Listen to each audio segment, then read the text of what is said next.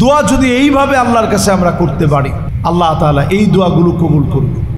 শুধু 11টা থেকে এসে বসে থাকেন এমন না, ঢাকার বিভিন্ন প্রান্ত থেকে এখানে এসে আপনারা আগে ভাগে বসেন। সওয়াবটা কেমন?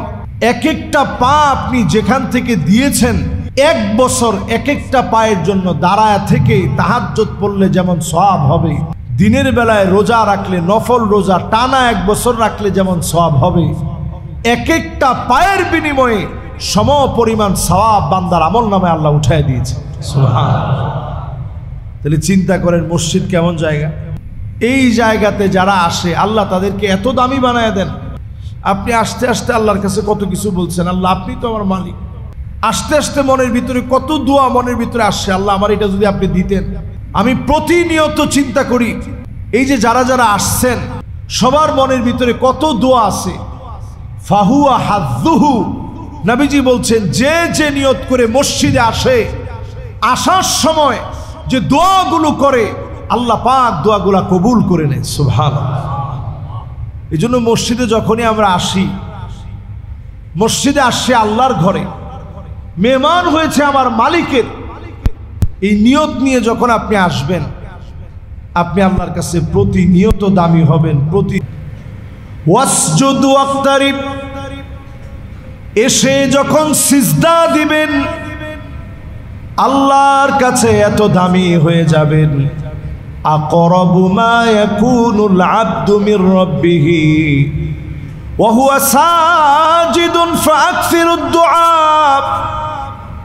আপনি যখন মসজিদের ভিতরে সিজদা অবনত হবেন, আল্লাহর কাছে মন থেকে বলবেন, আয় আল্লাহ আমার এটা লাগবে।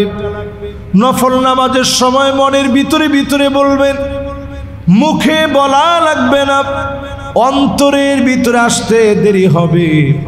যিনি কবুল করতে দেরি করবেন না তিনি কে?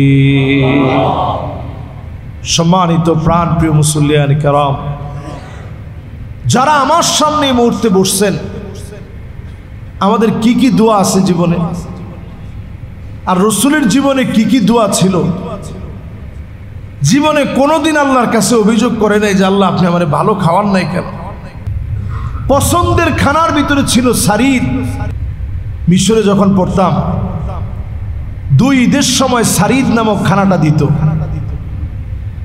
এই খানাটা পাওয়ার পরে মনটা এত খুশি হয়ে যেত যে আমার রসুলের প্রিয় খানা।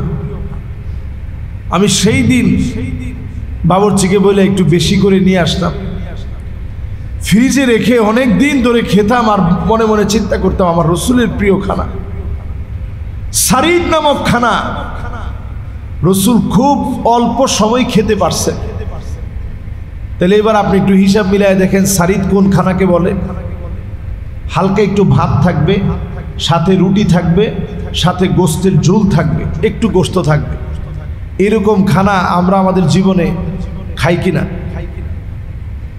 খাই না? যারা একটু আলহামদুলিল্লাহ, যারা আলহামদুলিল্লাহ শৌখিন মানুষ, একটু যাদের অর্থ আছে, রুটিও রাখে মেহমানদের জন্য, সাথে গরুর গোশত, মুরগির গোশত, খাসির গোশত, 10 আইটেমের মাছ। বাংলাদেশের যে মেহমানদারি, এই মেহমানদারির তো কোনো জুড়ি হয় না সারা ওয়ার্ল্ডের সাথে। আপনি ওয়ার্ল্ডের যেখানে যাবেন মেহমানদারি এক পদ দিয়ে, যদি গোশত হয় শুধু গোশত, মুরগি হলে শুধু মুরগি। কিন্তু আমাদের দেশে মেহমানদারির মধ্যে কত আইটেম থাকে একটু চিন্তা করেন। গরিব হইলেও মানুষ কত আইটেম নিয়ে বসে, ডাল থাকে, মাছ থাকে, সবজি থাকে। হয়তো গরুর গোশত সবাই খেতে পারে না, কিন্তু আইটেম তো অনেকগুলা। এবার চিন্তা করেন আমার রসুলের খাবারটা কেমন ছিল। এরকম খানা খুব অল্প আমার রসুল খেয়েছেন। আল্লাহর নবী আমার প্রায় সময় খাবার খেয়েছেন। কয়েকটা খেজুর খেয়ে নবী আল্লাহর শুকর গুজারি আদায় করেছেন।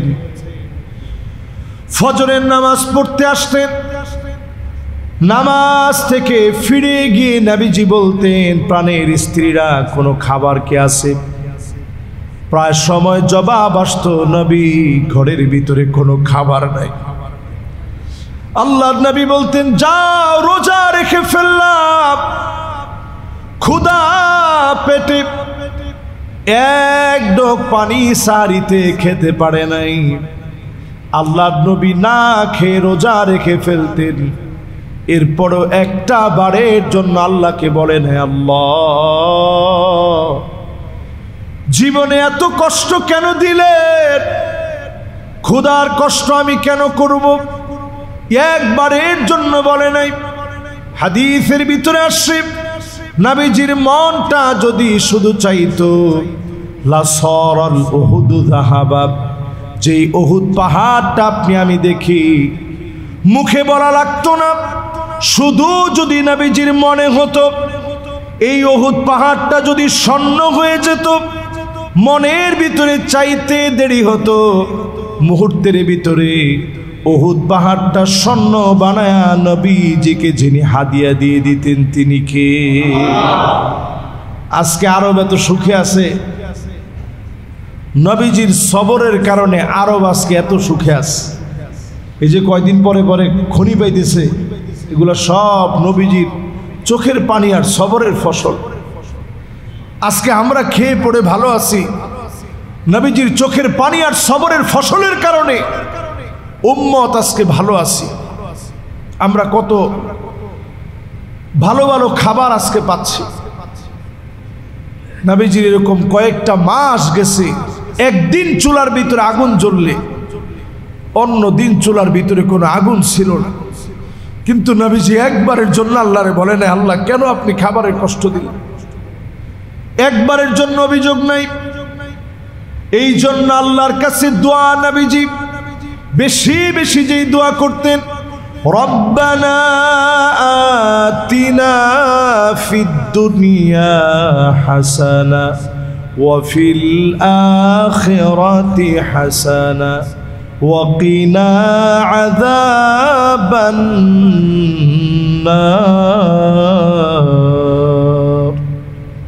এই দোয়া সবচেয়ে বেশি নবীজি আল্লাহর কাছে করতেন, আল্লাহ দুনিয়ার কল্যাণ দিন, আখিরাতের কল্যাণ দিন, জাহান্নামের আগুন থেকে আল্লাহ আপনি আমার হেফাজত করেন। চিন্তা করেন, নবীজি আমার, যার জন্য আল্লাহর জান্নাত অপেক্ষায় আছে, ফেরেশতাকে আল্লাহ তাআলা দাঁড় করায় রাখছে, আমার নবী আয়েশা নক করলে জান্নাতের দরজা খুলবে। আল্লাহু আকবার। সেই নবী আল্লাহর কাছে দোয়া করতেন, আল্লাহ আপনি জাহান্নামের আগুন থেকে হেফাজত করেন। আপনি আমি কয়দিন এই দোয়া করছি, প্রতিদিন আল্লাহর কাছে আমার আপনার দোয়ার ভিতরে যেন থাকে, আল্লাহ জাহান্নামের আগুন থেকে বাঁচায় দেন। পোশাকটা পরার সময় আরবিতে না পড়েন, বাংলাই বলেন, আল্লাহ আপনি আমার পোশাকটা পরাইছেন, আমি তো এই পোশাকের মালিক না, আমার কোনো ব্যক্তিত্বের কারণে আমি পোশাক পরতে পারিনি, আল্লাহ আপনি আমারে পরাইছেন, আমার টাকা আছে বিদায় আমি পড়তে পারছি এমন না, আল্লাহ আপনি পড়াইছেন। খাবার খাওয়ার সময় বাংলাই বলেন, আল্লাহ আপনি আমারে খাবারটা খাওয়াইছেন, আমার শক্তি আছে টাকা আছে দেখে বাজার করে আনছি দেখি রান্না বাড়া হয়েছে এই জন্য খাবার খেতে পারতেছি এমন না, আল্লাহ আপনি আমারে খাওয়াইছেন, আল্লাহ আপনি না খাওয়াইলে আমি খেতে পারতাম না। দোয়া যদি এইভাবে আল্লাহর কাছে আমরা করতে পারি, আল্লাহ তাআলা এই দোয়াগুলো কবুল করবে। সম্মানিত মুসল্লিয়ানে কেরাম, মসজিদ যেহেতু আল্লাহর ঘর, এই মসজিদ রক্ষার দায়িত্ব আমার আপনার সকলের। বলেন, মসজিদ রক্ষার দায়িত্ব সবার। আমি এই মসজিদে খুবই নতুন মানুষ, একেবারেই নগণ্য নতুন সাধারণ একজন মানুষ।